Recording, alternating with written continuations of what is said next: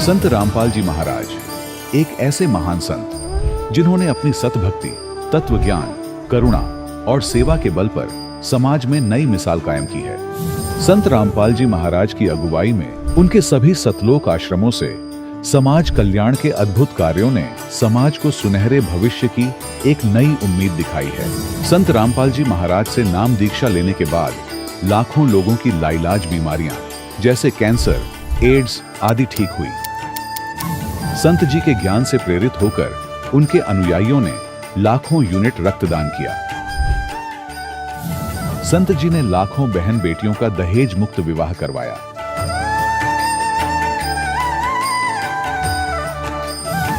संत जी ने लाखों लोगों का नशा छुड़वाया, करोड़ों उजड़े परिवार बसे। संत जी के आश्रमों में समागम के दौरान निःशुल्क नेत्र चिकित्सा, दंत चिकित्सा प्रदान की जाती है। संत रामपाल जी महाराज द्वारा समय समय पर पर्यावरण संरक्षण के उद्देश्य से बड़े स्तर पर वृक्षारोपण किया जाता है। संत जी ने जरूरतमंदों को तत्काल राहत पहुंचाने के लिए एम्बुलेंस सेवा शुरू की। संत जी अपने अनुयायियों को देहदान के लिए प्रेरित करते हैं, जिससे मानवता की सेवा और चिकित्सा क्षेत्र में सुधार हो सके। संत रामपाल जी महाराज के सभी आश्रमों में हर रोज निःशुल्क भंडारा आयोजित किया जाता है, जहां हर वर्ग, हर जाति और हर धर्म के लोग एक साथ बैठकर भोजन करते हैं।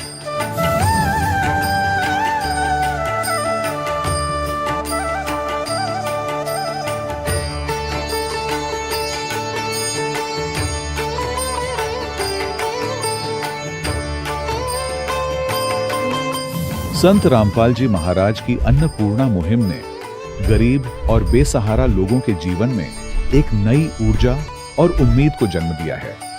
घर घर खाद्य सामग्री और जरूरी मदद पहुंचाकर संत रामपाल जी महाराज ने लोगों को दुख और मजबूरी से लड़ने की ताकत प्रदान की है।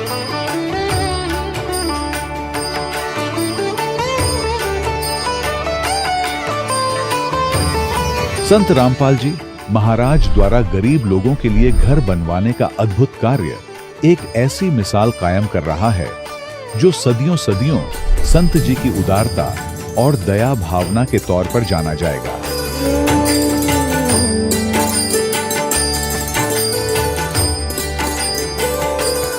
संत रामपाल जी महाराज के आश्रम में हजारों बुजुर्गों को सम्मान और प्यार के साथ जीवन जीने का अवसर मिलता है। उनके खाने, रहने और स्वास्थ्य की पूरी जिम्मेदारी संत रामपाल जी महाराज उठाते हैं। अनाथ बच्चों के लिए संत रामपाल जी महाराज के सभी आश्रम किसी वरदान से कम नहीं। यहाँ उन्हें शिक्षा, संस्कार और भविष्य के लिए बेहतर अवसर प्रदान किए जाते हैं।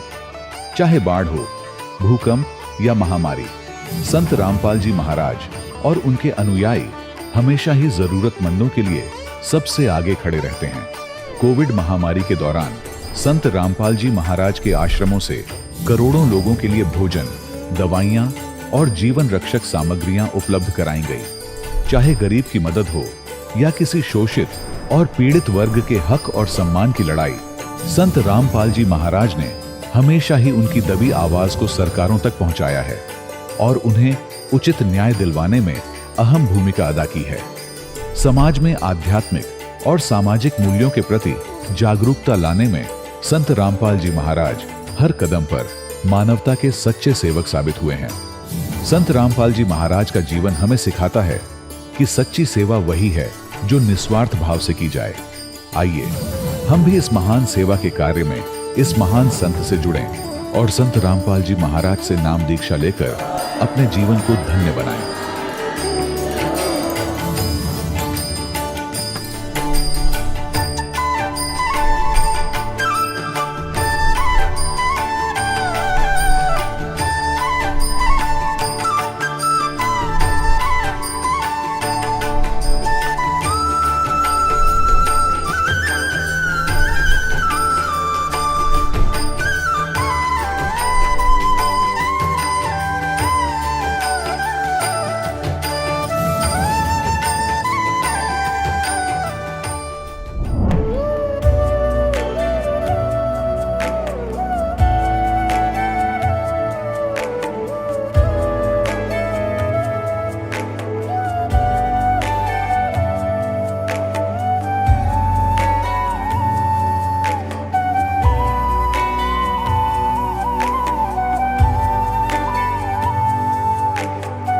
प्रभु राम देव भगवान अल्लाह खुदा ईश आदि नाम एक ही शक्ति के हैं।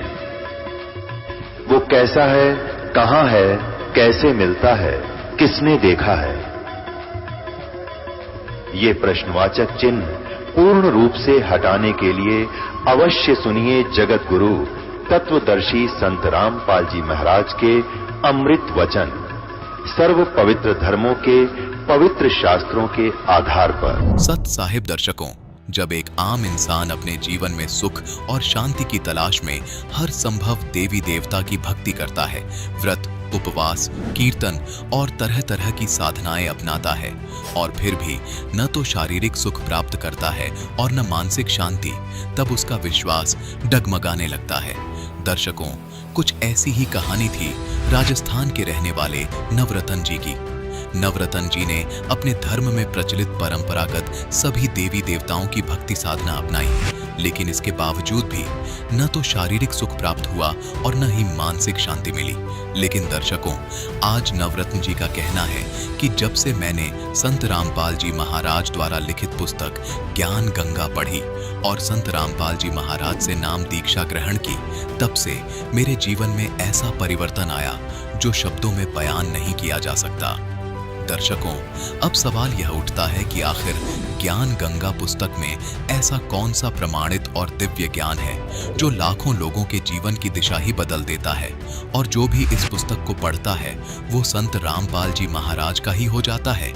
आखिर इसके पीछे की सच्चाई क्या है? आइए सुनते हैं नवरतन जी की कहानी उन्हीं की जुबानी। सर नमस्कार। सत साहिब। सर क्या नाम है आपका? मेरा नाम भक्त नवरतन दास। कहाँ से आए हैं आप? मैं कुचामन छेड़ी जिला नागौर राजस्थान से आया हूँ। सर क्या काम करते हैं? मैं कुचामन कॉलेज में, जो हमारे सिटी कुचामन कॉलेज है, उसमें स्वीपर का काम करता हूँ। सर संत रामपाल जी महाराज की शरण में आने से पहले आप क्या भक्ति साधनाएं करते थे? मैं हमारे हिंदू धर्म में जो मानी गई है साधनाएं, जैसे ये बाबा रामदेव, जो जैसे मेरे बाबा रामदेव है, साला में बालाजी महाराज है, उसकी यात्राएं पैदल यात्रा करता था। और जैसे पारंपरिक पूजाएं, जैसे पितृ महाराज की पूजा करता था। 1 साल 2 साल से पैदल यात्रा किया और 10 साल करीबन रामदेव पैदल यात्रा, मतलब 10 साल पैदल यात्रा जाता था। और मतलब अन्य जो माता जी की जो वैष्णो देवी है ना धाम, वहाँ पर जाने की भी सोच रखा था मन में। नवरतन जी, जो साधना आप पहले करते थे, उन साधनाओं के करने से आपको क्या लाभ मिला? लाभ तो बहुत ही विशेष कुछ नहीं मिला, ऐसे और उल्टी ज़्यादा ही मतलब मुझे ये परेशानी होने लगी कि मतलब साधना करने के बावजूद भी, रामदेव पैदल जाने के बावजूद भी मेरे शरीर में शारीरिक कष्ट आ रहे थे, जैसे चर्म रोग है और भी मतलब अन्य जैसे बीमारियाँ ना, तो ऐसे मतलब परेशानी हो रही है मेरे। संत रामपाल जी महाराज की शरण में कैसे आना हुआ? हमारे मोहल्ले के अंदर एक मतलब भगत जी है, वो मतलब पहले 2-3 साल पहले जुड़े हुए थे यहाँ पर, तो उन्होंने मुझे ज्ञान का पुस्तक दी और मतलब ये यात्राएं करता था, उसके बारे में मना करता था वो, तो मैं उसका मना करता था, उसका विरोध भी करता था कि भाई ये तो पारंपरिक सेवा, ये जो साधना है ये क्यों मना कर रहे हो तुम? को हमारे जो गुरु जी है उसके वहाँ पर चल, मैं भी चलता हूँ, वहाँ पर जाने से तेरे जो भी कष्ट है वो दूर हो जाएंगे। तो मैं सोचता था मैं कि जाने से क्या होगा, एक बार उसकी बात मान ले और जाके देखिए क्या होता है, इनके गुरुजी देखिए, एक बार इनका आश्रम देखिए कैसा है। तो इन्होंने मुझे ज्ञान का पुस्तक दी, वो मैंने ना पढ़ के और सूटकेस भी अंदर रख दिया उसने, और जो अन्य साधना है वो करता रहता था।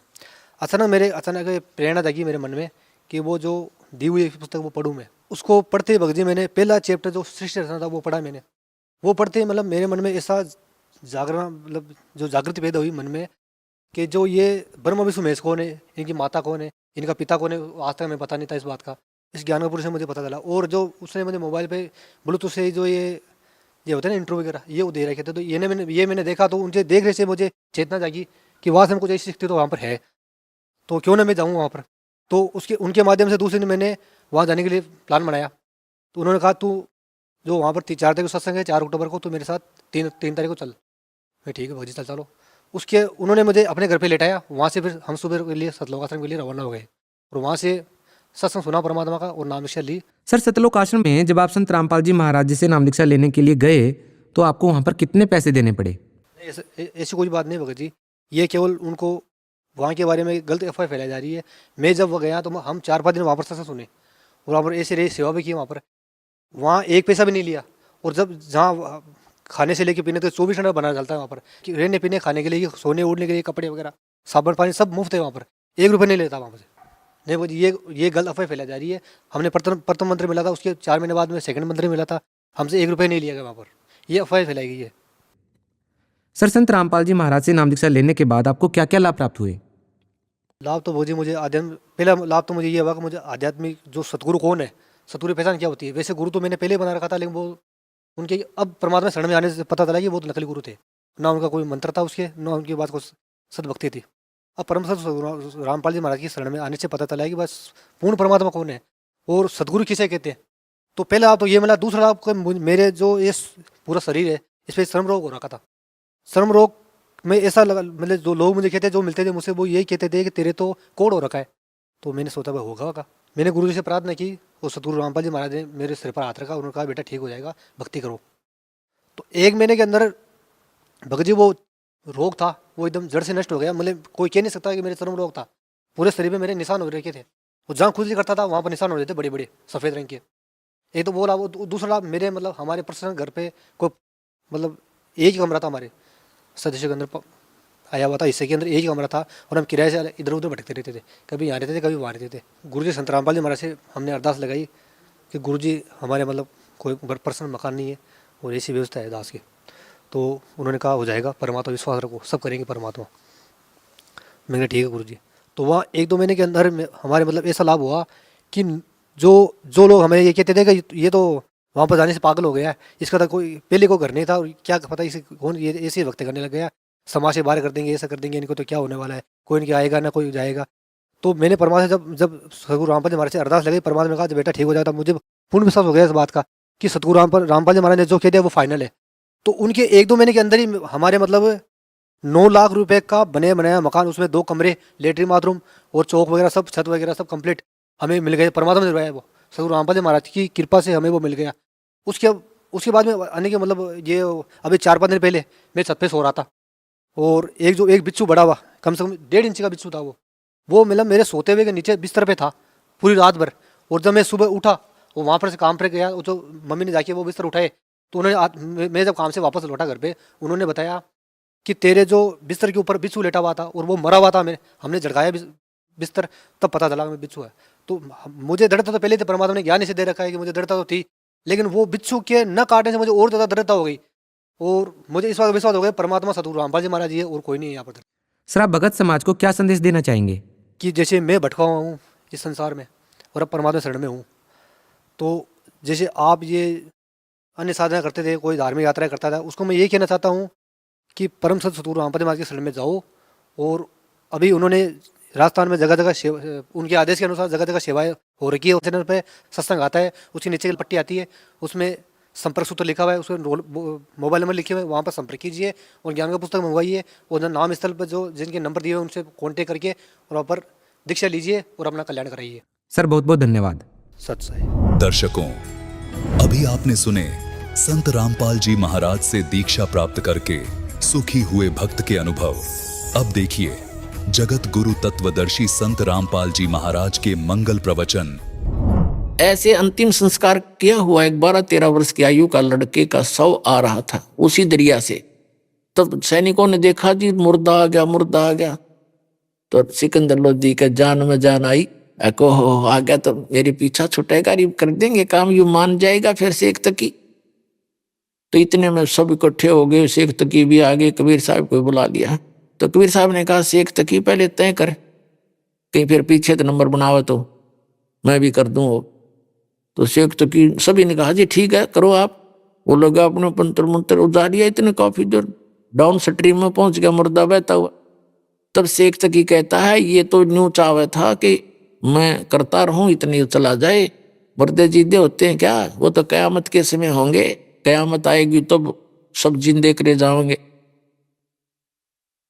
परमात्मा ने कहा कि ठीक है शेख तकी डट जा। कबीर साहब ने ऐसे संकेत किया उसको, जैसे मुर्दा जा रहा था पानी में बहता हुआ, तो उसको ऐसे किया था, वो उल्टा चल पड़ा मुर्दा, जैसे इंजन वाली नौका चलती है अपोजिट अप स्ट्रीम में, और नीचे से दरिया की लहरें जा रही हैं, और सब आके वहां रुक गया जहां परमात्मा खड़े थे कबीर जी। नीचे से दरिया की लहरें जा रही। तब परमेश्वर ने कहा था ये जीवात्मा जहां है तो कबीर हुक्म से इस शव में प्रवेश कर और बाहर आ जा। इतना ही कहना था, सारा शरीर कांपने लगा। एकदम बाहर आके लड़का दंडवत प्रणाम किया कबीर भगवान को। बोलो सतगुरुदेव।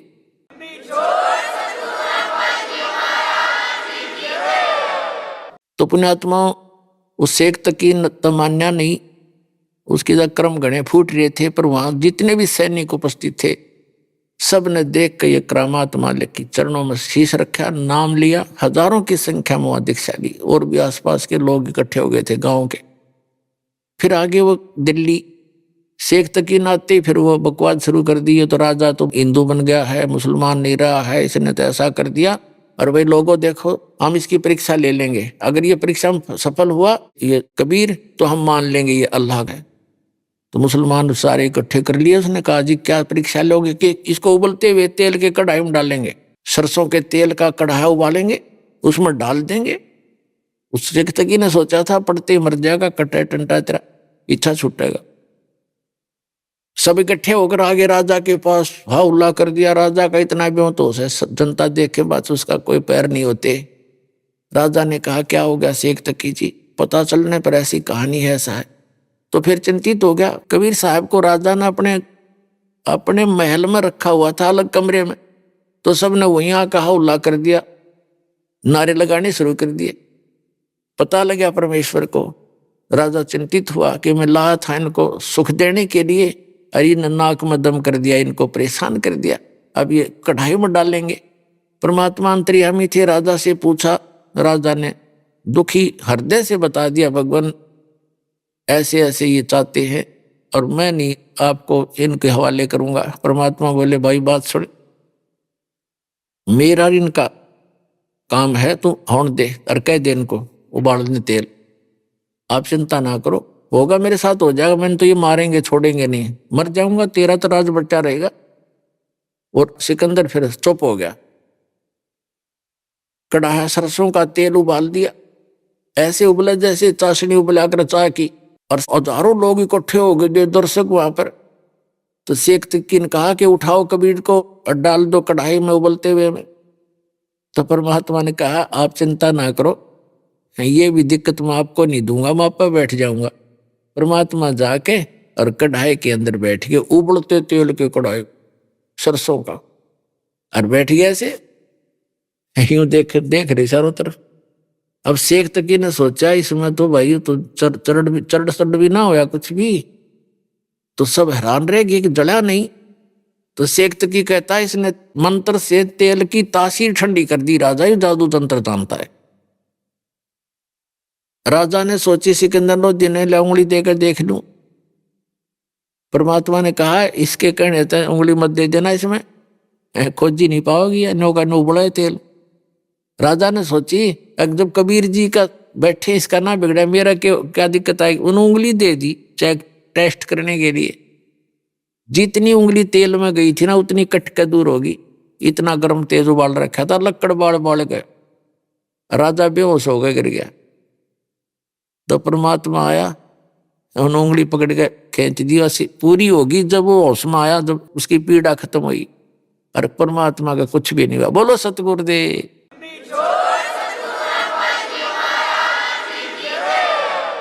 उसके बाद क्या होता है, उसने फिर स्कीम बनाई कि यूं तो तेल में जंतर मंत्र कर लिया करते हैं ऐसे।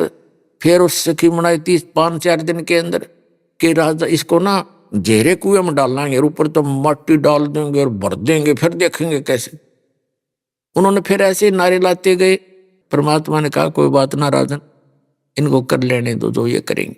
तो राजा को ये हो गया था कि ये कुछ नहीं बिगाड़ सकेंगे भी इनका। उन्होंने कहा भाई ठीक कर लो। तो परमात्मा को ले जाकर जेरे कुएं में पटक दिया ऊपर से कबीर जी को, और ऊपर से मिट्टी, गोबर, छड़े, कांटेदार झाड़ी और भर दिया फल, क्योंकि हजारों की संख्या में ले जा रहा था अपने समर्थक शेख तकी। अब हाथ पैर धो के मिट्टी माटी से मुंह मां साफ करके राजा के पास आया शेख तकी। कहने लगा जी कर दिया तेरे भगवान का काम, अल्लाह का, वो दाब दिया मिट्टी में। अब सिकंदर लोधी कहता है किसकी बातें कर रहे हो शेख जी, किसके विषय में बात कर रहे हो, आप किसको क्या कर दिया? कि वो तेरे गुरुजी को डाला है खड्डे में और ऊपर से बर्दी मिट्टी कतई, अब देखेंगे वो कहाँ है। सिकंदर कहने लगा तो देख मेरे कमरे में बैठे हो बैठे। शेख तकी जाकर देखा नो, उसकी फिर माथा ठनक गया। वहां बैठे पाए परमात्मा सिकंदर लोधी के कक्ष के अंदर राजा के वहां पर। फिर 5-4-10 दिन का के बाद फिर उसने कहा कि भाई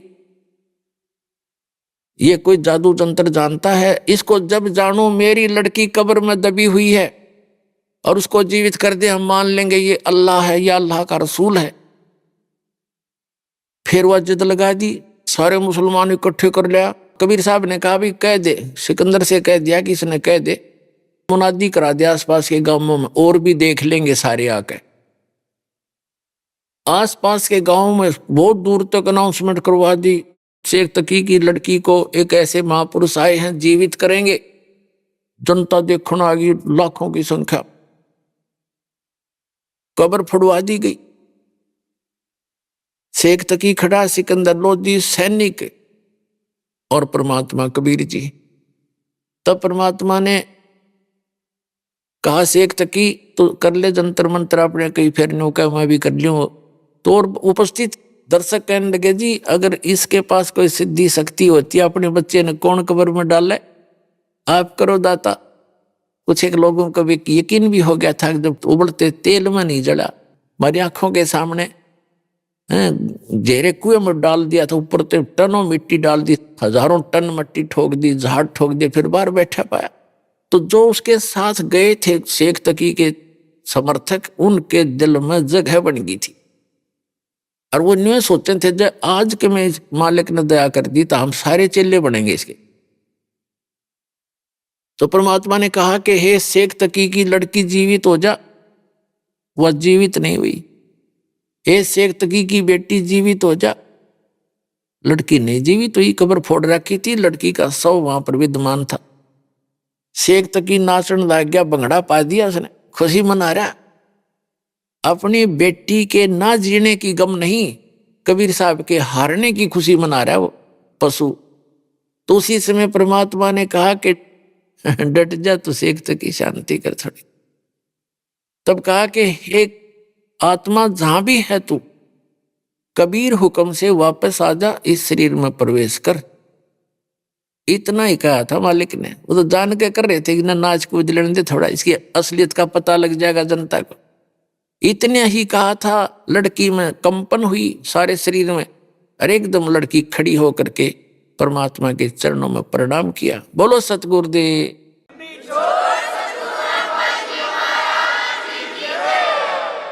उसका नाम कमाली रखा। लोगों ने कहा कमाल कर दिया, कमाल कर दिया। लड़की का नाम कमाली रखा। उस लड़के का नाम कमाल रखा था जो नहर से बहता हुआ मुर्दा जीवित किया था। तो लड़की ने खड़ा होकर के 1.5 घंटे 2 घंटे तक प्रवचन किए।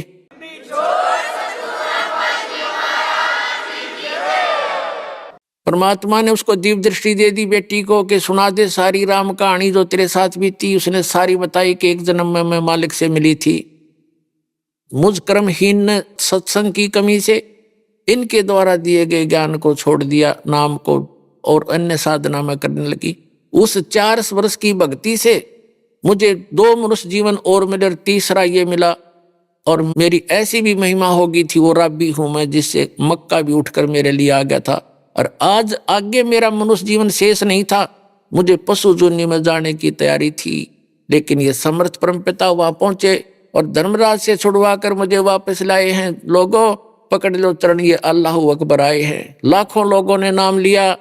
बोलो सतगुरुदेव की जय हो।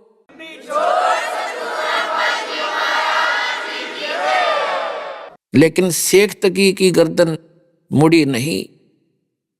उन्होंने तो कसम खा रहा किया कि हम एक अल्लाह के सामने शीश झुकाएंगे और के सामने नहीं। अल्लाह सामने खड़ा और टट्टू न झुकाओगे शीश, फिर सारे कुछ करके दिखा दिया, फिर भी न गए अल्लाह को शीश झुकाएंगे। अरे भगवान सामने खड़े, अल्लाह अकबर है वो कबीर साहब। उस परमात्मा के पाने की वो सारी विधि दास के पास है, और अपना कल्याण कराओ। बोलो सतगुरुदेव।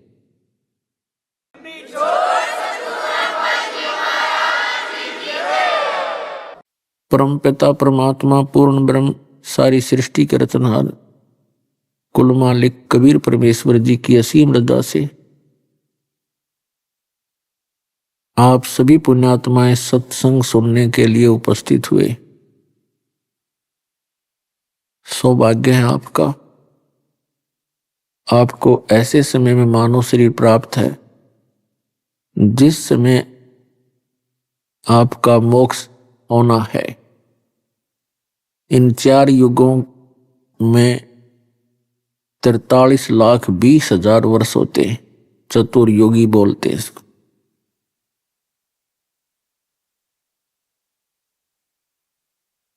और उनके अंदर ये 1,000-2,000 वर्ष जो हैं अब यही मोक्ष के होते हैं।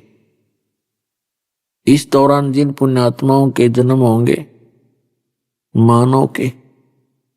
मानव का जन्म होना भी एक बहुत ही कठिन काम है, सुदुर्लभ बताया, बहुत दुर्लभ है। मनुष्य जीवन प्राप्त हो जाता है तो संत सतगुरु मिलने अति दुर्लभ। और पुण्यात्माओं ये दोनों नंबर आपके पूरे हो गए हैं, मानव शरीर भी है और यथार्थ भक्ति मार्ग से परिचित ये दास भी आपको प्राप्त है।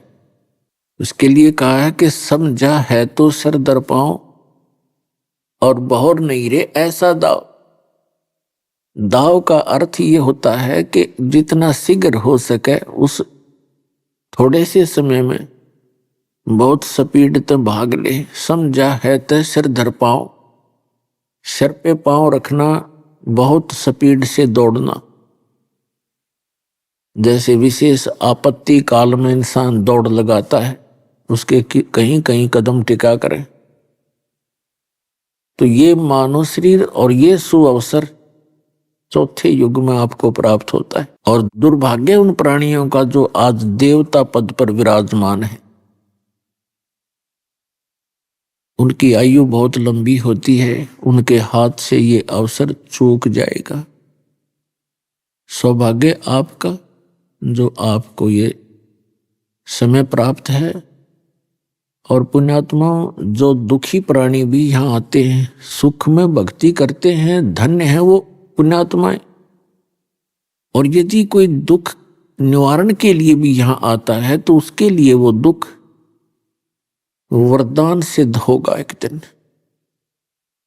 अभी तो प्रथम बार जो भक्त आते हैं उनको केवल अपना कष्ट ही दिखाई देता है, किसी भी प्रकार का हो, कोई शारीरिक है, कोई मानसिक टेंशन है, या कोई वित्तीय हालत खराब है, कोई कर्ज वगैरह हो गया है, तो पहले तो वो इसी उद्देश्य से आता है। फिर इस दरबार के अंदर वो तो कमी रहेगी ही नहीं, आपके दुख भी दूर होंगे, आपके संसारिक कार्य भी ठीक होंगे और आपको मोक्ष भी मिलेगा। लेकिन इसके लिए आप जी ने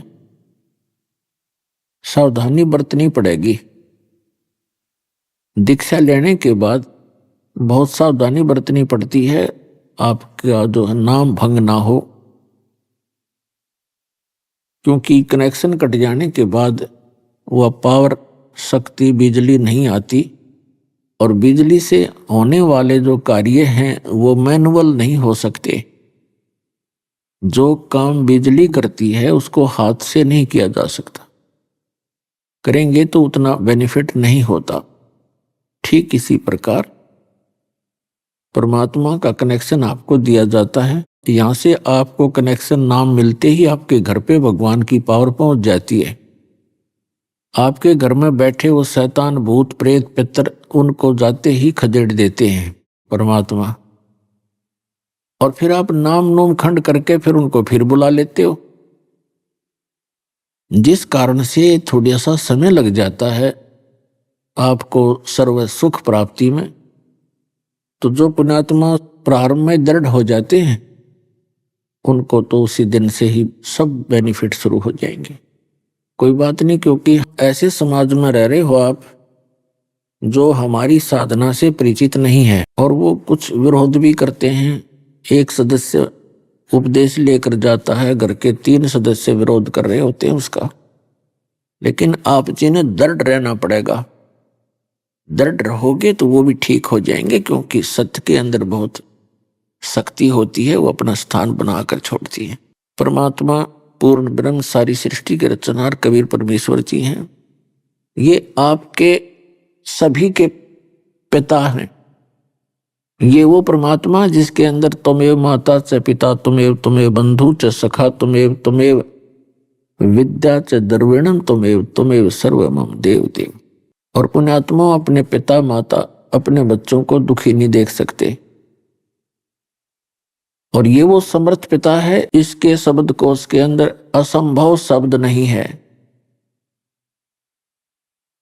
और फिर भी हम इसका लाभ नहीं उठा पाते हैं, तो हमारी अपनी ही त्रुटि होती है कि सतगुरु के दरबार में कमी काहे की ना, अंसा मौज नहीं पावता तेरी चूक चाकरी में। यदि किसी पुण्यात्मा को लाभ नहीं प्राप्त हो रहा है तो उसकी कोई सेवा, उसकी कोई मर्यादा में त्रुटि है, उसको सुधारो। और फिर देखना इस परमात्मा के रोज नए चमत्कार आपके घर में।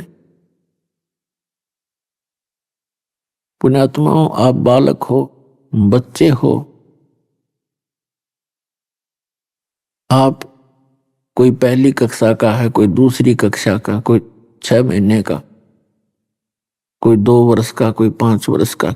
जो पुराने भक्त हैं उनके आप देख लो, वारे न्यारे कर रखे परमात्मा ने हर तरह से। आप बच्चे हो, आप बहुत भयंकर लोक में रह रहे हो, बहुत खतरनाक स्थान है ये। जिस भी संत ने इस स्थान का पता लगाया है उसकी तो फिर स्थिति ही दूसरी हो गई। उन्होंने तो यहां से निकलने की ही चेष्टा की, औरों को भी कोशिश की जगाने की, समझाने की, लेकिन हमने काल की भांग घनी पी रखी है और ये हमें जल्दी सी इस परमात्मा के ज्ञान को ग्रहण नहीं करने देती।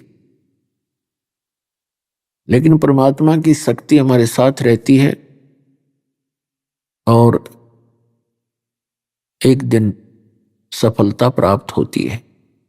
साथ परमात्मा रहते हैं तभी हम इस काल के इस जाल से निकल सकते हैं और इसे संघर्ष कर सकते हैं। ये मानव शरीर इतना कीमती बता रखा है प्रत्येक संत ने, जो महापुरुष हैं, जो परमात्मा से परिचित हुए, और प्रत्येक सदग्रंथ है। परमात्मा ने कहा कि मानुष जीवन दुर्लभ है, ये मिले न बारंबार, जैसे तरवर से पत्ता टूट गिरे वो फिर नहीं लगता डार। मानुष जन्म पाके जो नहीं रटे हरि नाम, और जैसे कुआ जल बिना फिर बनवाया क्या काम। मनुष्य जीवन प्राप्त करके जो भक्ति नहीं करते, वो ऐसा शरीर है उनका जैसे जिस कुएं में, जिस कूप के अंदर जल ना हो, उसका नाम भले कूप है, कुआ है, लेकिन उसमें गुण कुएं के नहीं। ठीक इसी प्रकार मनुष्य शरीर प्राप्त प्राणी यदि परमात्मा की भक्ति नहीं करता है तो उसका नाम मनुष्य अवश्य है, लेकिन काम मनुष्य के नहीं है। इसके अतिरिक्त जो भी कार्य हम करते हैं वो पशु पक्षी भी करते हैं। बच्चों के अंदर ममता, उनका बच्चों की का जनन प्रजनन, फिर उनका पोषण करना, पालन करना, फिर उनके अंदर ममता, ये तो पशु पक्षियों के अंदर भी विद्यमान है। यदि हम यहीं तक सीमित हैं तो पशु और पक्षी में और मनुष्य के कर्तव्य में कोई अंतर नहीं, कोई भिन्नता नहीं। यदि मनुष्य जीवन का इतना ही क्रम होता तो मनुष्य बनाने की परमात्मा को आवश्यकता ही नहीं थी। ये शरीर भी विशेष है, इसका काम भी विशेष है। उस काम से हम बिल्कुल अपरिचित हो गए, और जिन पुण्यात्माओं के अंदर तड़फ बनी तो काल ने भ्रमित कर दिया, ये नकली संत पंथ चलाक है। तो पुण्यात्माओं, अब वो दया हुई है उस परम पिता की, यथार्थ भक्ति मार्ग आपको प्राप्त हुआ है और यथार्थ वो तत्व ज्ञान आपको प्राप्त हुआ है। आपको सबसे पहले भगवान ने शिक्षित किया। अभी तक ये संत जितने भी नकली पंथ या धर्मगुरु ये अपनी अपनी दंत कथा सुनाया करते थे, और जो भी शीघ्रता से स्पीड से संस्कृत बोल देता था हम उसके साथ लग जाते थे कि ये बड़ा विद्वान होगा। अरे भले आदमी, शास्त्र हमारे वही हैं, सदग्रंथ का ज्ञान एक जैसा होना चाहिए यदि किसी को समझ है तो। यदि वो हमारे धर्मगुरु सदग्रंथों से परिचित होते तो उनके भिन्न भिन्न प्रकार के वचन ही नहीं होते, एक जैसी बातें होती सबकी। और सदग्रंथों को ना समझकर कोई विष्णु जी को सुप्रीम पावर बताते थे, कोई ब्रह्मा जी को, कोई शंकर जी को, कोई दुर्गा के गुण गाते थे, कोई गणेश जी की महिमा सुनाते थे, कोई हनुमान जी की ही महिमा सुनाते थे। तो इसको कहते हैं सथिर ज्ञान ना होने से भ्रमित थे। श्रीमद् भगवत गीता अध्याय नंबर 2 के श्लोक नंबर 53 में कहा कि अर्जुन, जिस समय तेरी बुद्धि भिन्न भिन्न प्रकार के भ्रमित करने वाले वचनों से हटकर एक तत्व ज्ञान पर स्थिर हो जाएगी, एक परमात्म ज्ञान पर स्थिर हो जाएगी, तब तू योग को प्राप्त होगा, तब तो तेरी भक्ति प्रारंभ होगी, नहीं तो कोई ना कोई डगमग आपको करता ही रहेगा। तो पुण्यात्मा, अब आपको वो तत्व ज्ञान मिला है कि इस ज्ञान को सुनने के बाद आप डगमग नहीं हो सकते, ऐसी सेट हो जाएगी बुद्धि आपकी, फिर आपको कोई भ्रमित नहीं कर सकता। और भक्ति तभी बनती है। तो परमात्मा हमें याद दिलाते हैं, राम नाम रटते रहो, राम नाम रटते रहो, जब तक घट में प्राण, कबू तो दीन दयाल के भनक पड़ेगी कान। राम रटत कोढ़ी भलो, चू चू पड़े जो चाम, वो सुंदर शरीर किस काम, कहा जा मुख नहीं नाम। राम रटत दारिद्र भलो, टूटी घर की छान, वो सुंदर महल किस काम के, जहाँ भक्ति नहीं भगवान। कबीर जे व्या तो आए भली, जो रट हरि नाम, नहीं तो काट के फेंक दियो, ये मुख में बोलो ना चाम। परमात्मा की भक्ति की कितनी महिमा बताई है, परमेश्वर ने स्वयं आकर के ज्ञान दिया है। पुण्यात्माओं, यहाँ कितने कितने महापुरुष हुए हैं, और ऐसे ऐसे सिद्धि युक्त महापुरुष हुए हैं जिन्होंने सातों समुद्रों को और एक ही घूंट में पी लिया। 7 समुद्रों को एक घूंट में पी लिया, खाली कर दिए। तो इस तरह की इनके चमत्कार, ये करामात देख के हम इनको परमात्मा प्राप्त महात्मा मानने लगे। अब परमात्मा के इस तत्व ज्ञान की रोशनी से पता चला कि ये तो आसपास भी नहीं थे भक्ति के, जो इस प्रकार के जादूगरी दिखाया करते थे। ऐसे ऐसे महापुरुष हुए हैं कि कहते, एक महात्मा अपने आश्रम की दीवार के ऊपर बैठा दातुन कर रहा था। सामने से एक दूसरा संत एक मायावी शेर के ऊपर बैठकर आ रहा था। उस द्वार पर बैठे हुए संत ने कहा कि द्वार तू भी चल पड़ 10 कदम स्वागत के लिए। कहते वहां द्वार ही चल पड़ी। तो इस चीज से आज तक उनके गुणगान गाए जाते हैं, उनके आश्रम बने हुए, उनकी मृत्यु के उपरांत उनकी यादगारों पर आज भी पूजाएं हो रही हैं। हाँ, विचार करने की बात है कि परमात्मा की थोड़ी सी भक्ति सिद्धि प्राप्त करके इंसान परमात्मा बनने की कुचेष्टा करता रहा और मालिक से दूर रहा। ये काल के जाल हैं। फिर क्या हुआ? अब जिस परमात्मा ने ये पूरी पृथ्वी घुमा रखी, सब ब्रह्मांड चला रखे, हम उसकी भक्ति क्यों ना करें? इसको हम समझ ही नहीं पाए। इतनी बड़ी शक्ति जिस पृथ्वी पर बैठकर हम छोटी मोटी चमत्कार दिखा भी रहे थे, और जिस परमात्मा ने पृथ्वी घुमा रखी फुल स्पीड से, उस परमात्मा की भक्ति यदि हम करें तो तभी हमें लाभ होगा। तो उसकी जानकारी हमें हुई ही नहीं थी अभी तक, और उस परमेश्वर ने आके चेष्टा भी की थी समझाने की, पर वो हमारा गले उतरी नहीं, क्योंकि हम शिक्षित नहीं थे।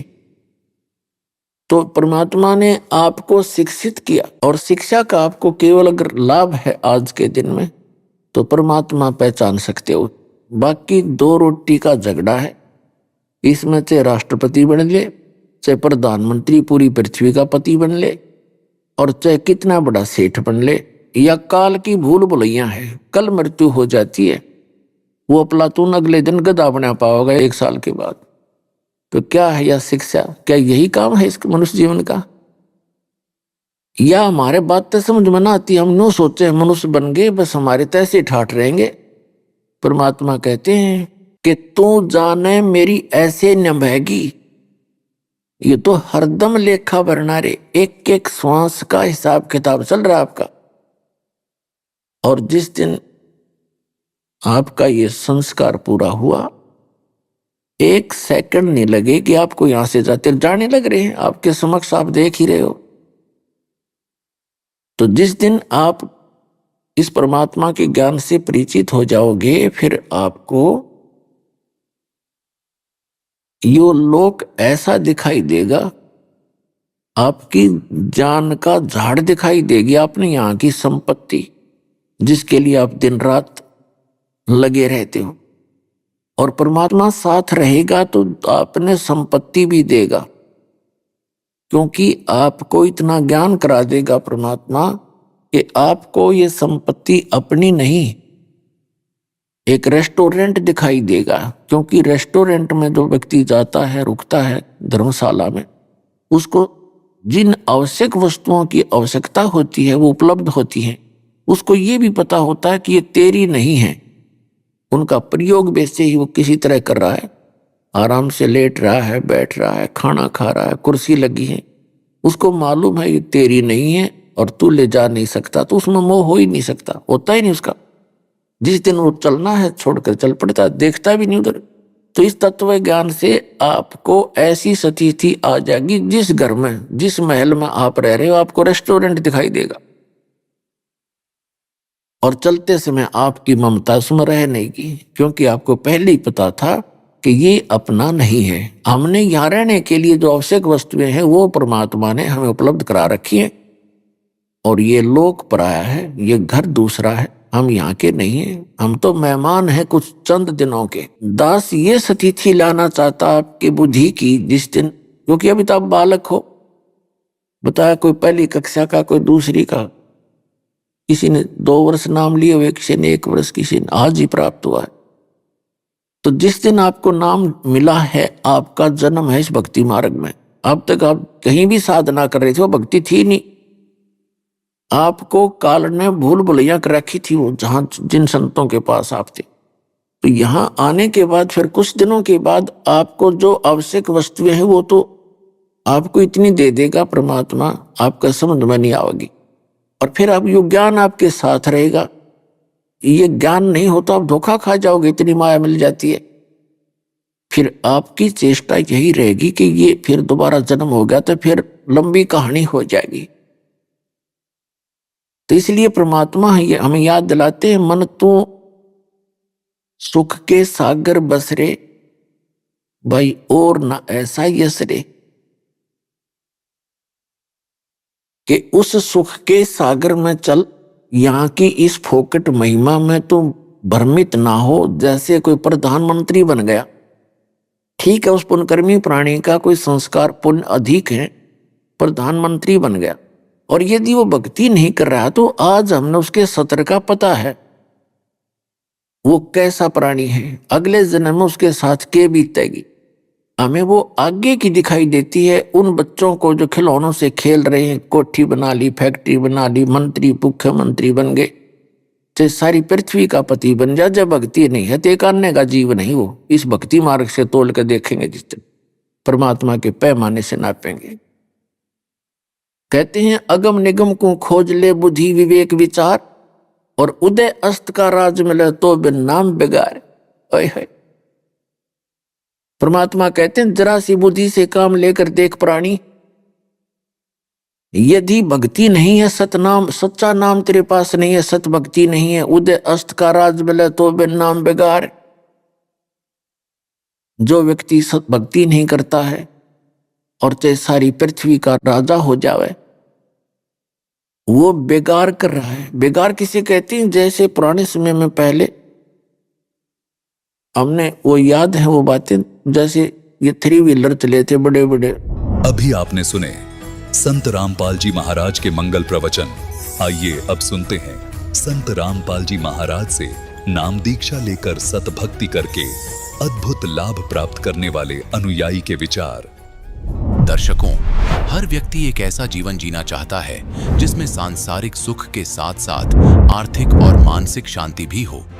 लेकिन इस सुख की खोज में अक्सर मनुष्य ऐसे रास्तों पर चले जाते हैं जो उन्हें अंधेरे की ओर ले जाता है।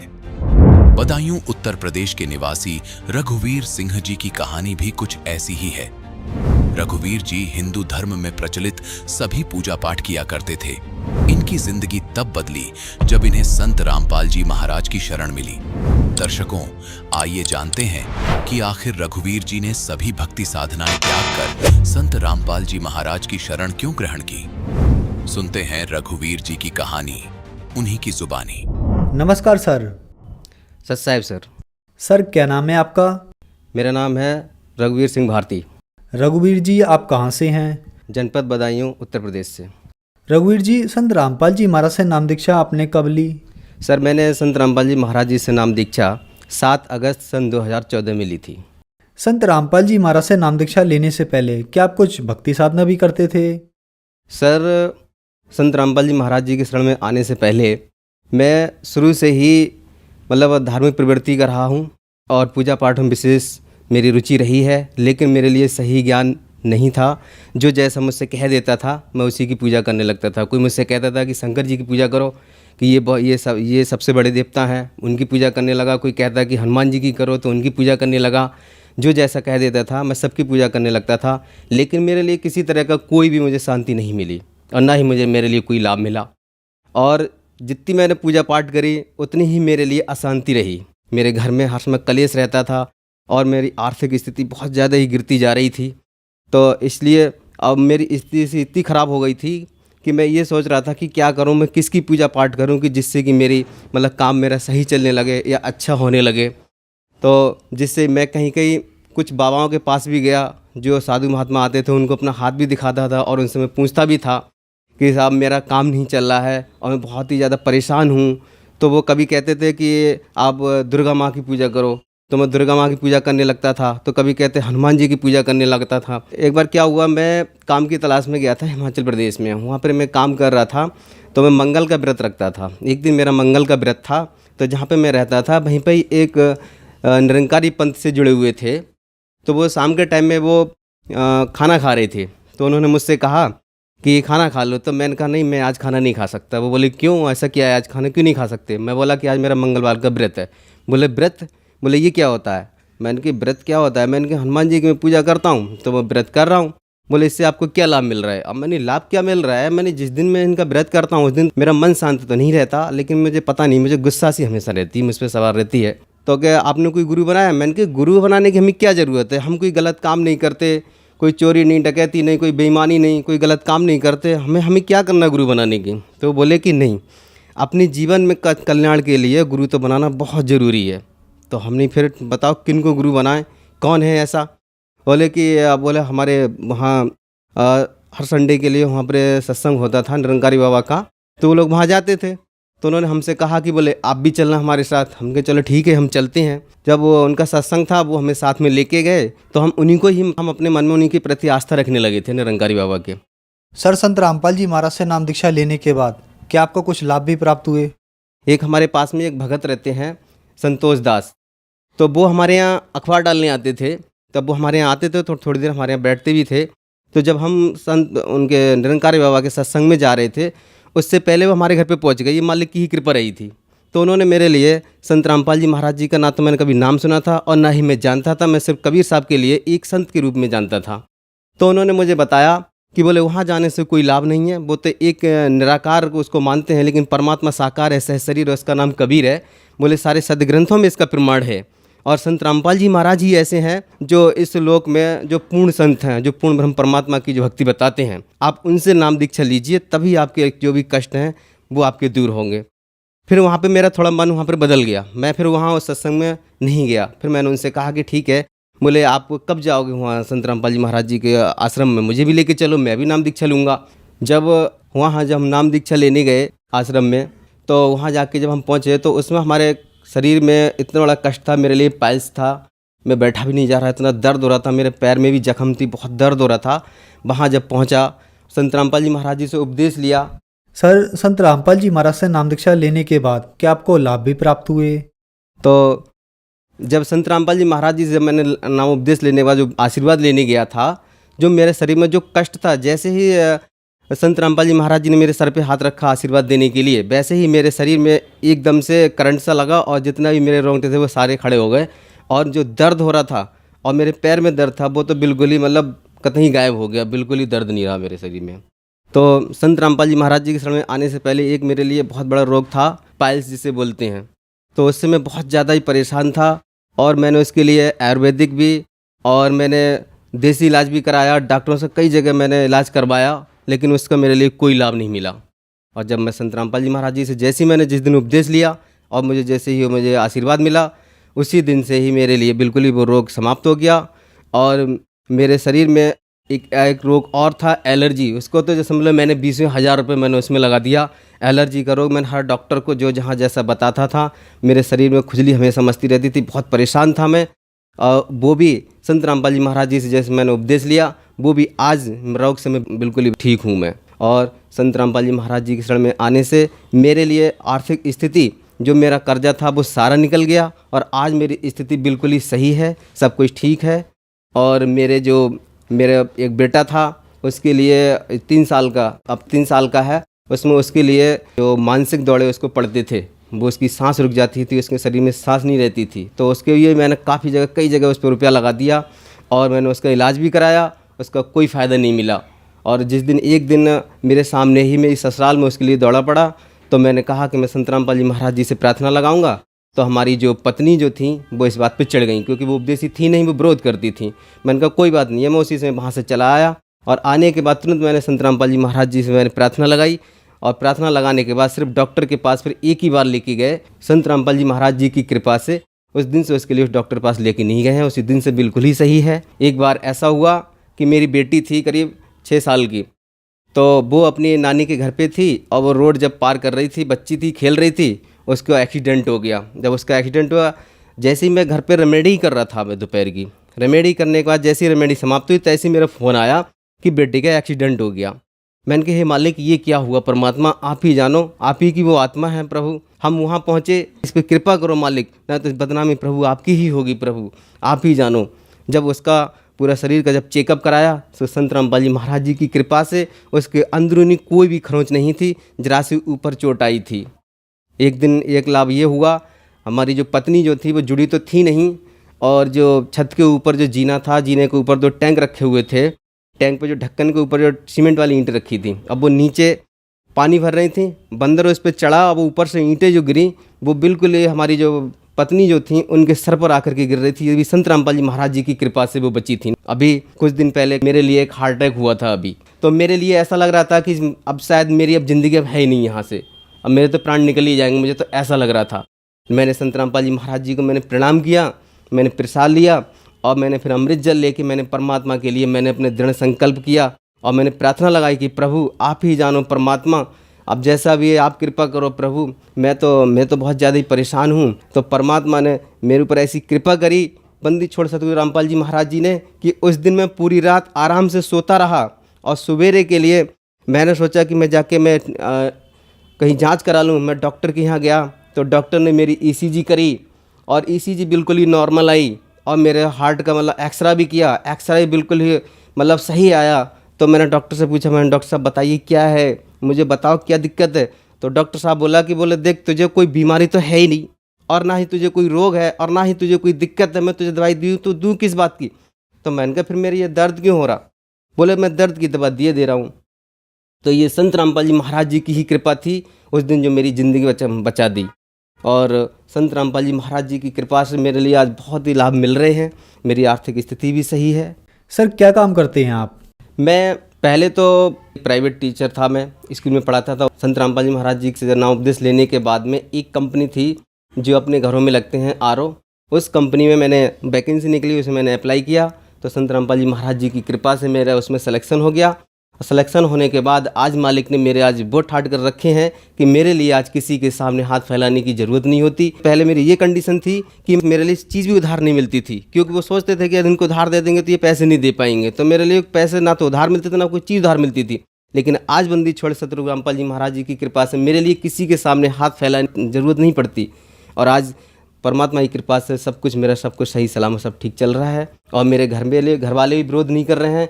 पहले घर में हमारी जो पत्नी थी वो भी हर समय लड़ती रहती थी, आगे तुम कुछ करते नहीं, खर्चा कहाँ से होगा, क्या कर रहे हैं क्या नहीं कर रहे, वो भी हमेशा लड़ती रहती थी। अब वो भी नहीं लड़ती हैं और उन पर भी मालिक ने दया कर रखी थी, उन्होंने भी उपदेश ले रखा है। रघुवीर जी, आप एक पढ़े लिखे व्यक्ति हैं और संत रामपाल जी महाराज के बारे में कहा जाता है कि संत रामपाल जी महाराज देवी देवताओं की भक्ति छुड़वाते हैं। क्या ये बात सही है? संत रामपाल जी महाराज से नाम दीक्षा लेनी होगी तो देवी देवताओं की भक्ति छोड़नी होगी?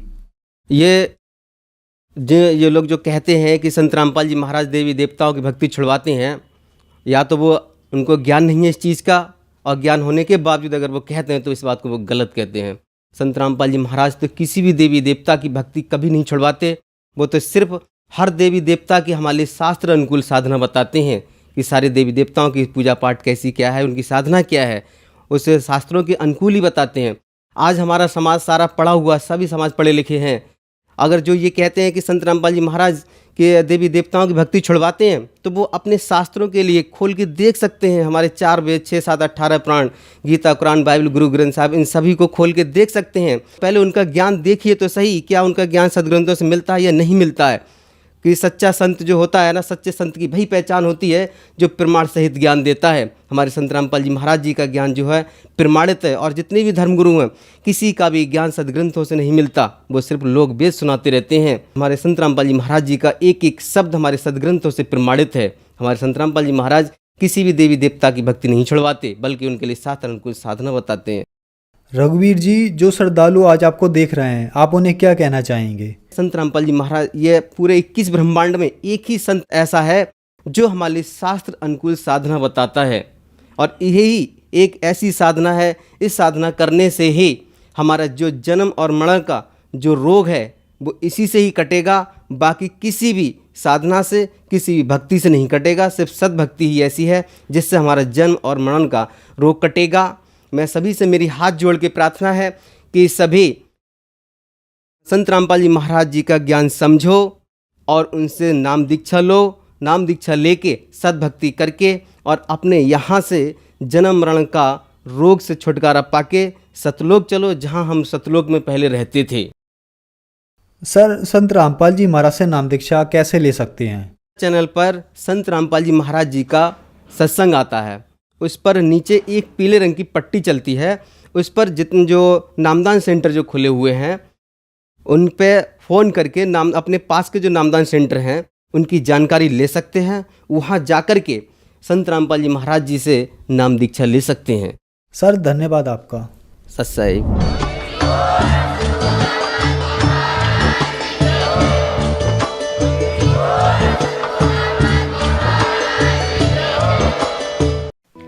आप सुन रहे थे जगत गुरु तत्वदर्शी संत रामपाल जी महाराज के मंगल प्रवचन। अधिक जानकारी के लिए संपर्क करें।